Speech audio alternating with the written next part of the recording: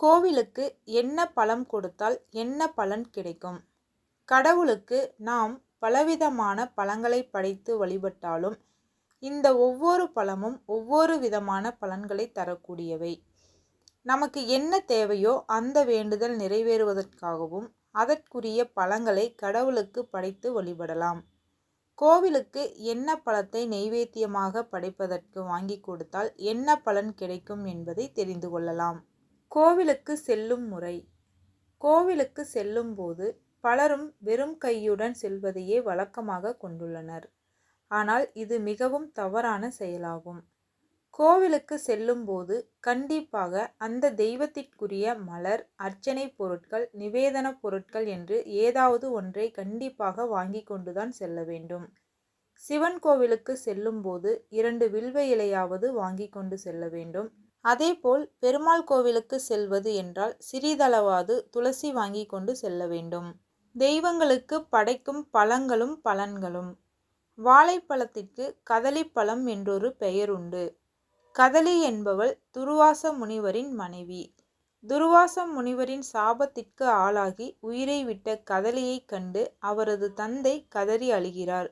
இதை கண்டு மனம் வேதனையடைந்த துர்வாச முனிவர் கதலியை மரமாக மாற்றிவிட்டதாக புராணங்கள் சொல்கின்றன. வாழை மரமானது விதையிலிருந்து தோன்றாதது.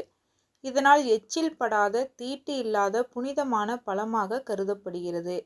இதனாலேயே அனைத்து தெய்வங்களின் வழிபாட்டிற்கும் ஏற்றதாக வாழைப்பழம் படைக்கப்படுகிறது.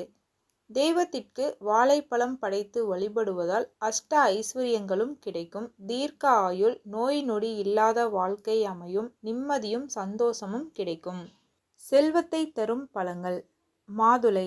மாதுளை மனதிற்கு புத்துணர்ச்சியை தரக்கூடிய பழமாகும். இதை தெய்வங்களுக்கு படைத்து வழிபடும் போது வெற்றி கிடைக்கும். பெண் தெய்வங்களுக்கு மாதுளை படைத்து வழிபட்டால் மலட்டுத்தன்மை நீங்கி குழந்தை பேறு வாய்க்கும், வீட்டில் மகாலட்சுமி வாசம் நிறைந்திருக்கும். ஆரஞ்சு பழம்.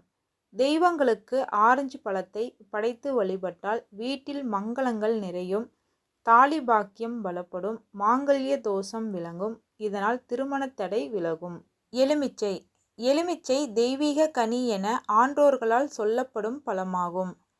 எலுமிச்சை பழத்தின் வாசம் எங்கெல்லாம் இருக்கிறதோ அங்கு துஷ்ட சக்திகளின் நடமாட்டம் இருக்காது, தெய்வ சக்திகளின் நடமாட்டம் அதிகரிக்கும், மங்களகரமான விஷயங்கள் நடைபெறும், திருமணத்தடை, புத்திர தோஷம் ஆகியவை நீங்கும். திராட்சை. பச்சை திராட்சையை கோவிலுக்கு நிவேதனமாக படைக்க வாங்கி கொடுத்தால் வாழ்க்கை பசுமையாக மாறும், வாழ்வில் சந்தோஷம் நிறைந்திருக்கும், செல்வ வளம், வருமானம், அஷ்ட ஐஸ்வர்யம் ஆகியவை அதிகரிக்கும். அன்னாச்சி பழம். அன்னாச்சி பழத்தை தெய்வங்களுக்கு படைத்து வழிபட்டால் அதிர்ஷ்டம், பெயர், புகழ் கிடைக்கும், நல்ல விஷயங்கள் வாழ்வில் நடக்கும்.